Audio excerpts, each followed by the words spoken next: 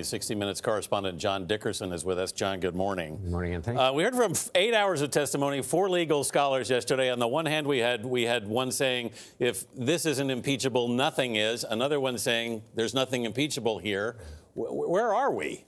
Well, we're kind of where we are and where everything is in Washington now, where basically where you sit depends on where you previously stood. And the process has to go, a lot longer further. What yesterday was an attempt actually to step back from Washington's normal partisan polarization and say, when they built the standard for the office in the summer of 1787, what were they trying to do? And is this president living up to that standard, or has he fallen short? But you can't step back in Washington. When you go back to the Constitution, though, John, this question really isn't that complicated, is it? No, it's after all of this testimony yesterday. It's at the absolute center of the presidency. What's the question at stake here? Yes. Did the president use his powers of office for himself and not his country?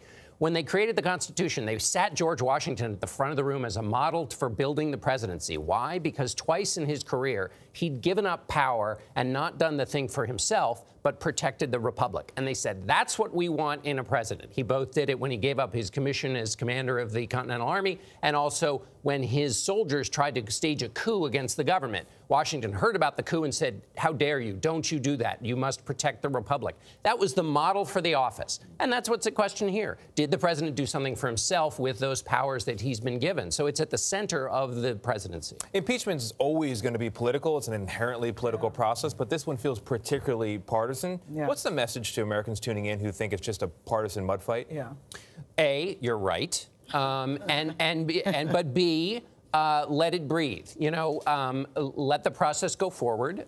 It's going to be messy because it was messy when Democrats were the ones, when it was a Democratic president who was in the hot seat, and it's now going to be messy when it's a Republican one.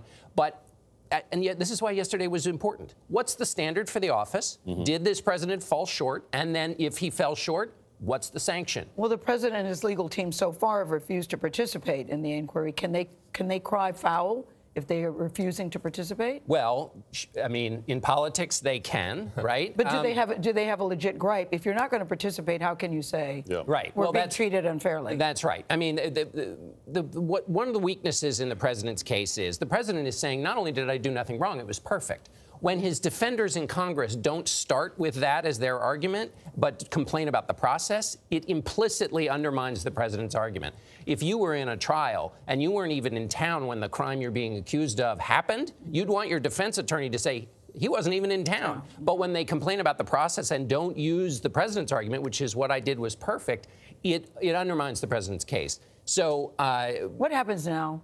I mean, I think people are looking at it, their heads are about to pop off. Yeah. Because nothing seems to change. Well, and you wouldn't expect it to. I mean, it takes time. And so what happens is you'll go now to this question of articles of impeachment, and then presumably, based on what we think, because Democrats are in control of the House, it'll move over into the Senate, and then you'll have an actual trial, and some of these questions about whether the president did what's alleged will actually be adjudicated under normal rules. And Republicans will be running the show this time. Yeah, and as Nancy Cordes has reported, January is already clear on the Senate calendar. They're expecting to have a trial. Yep.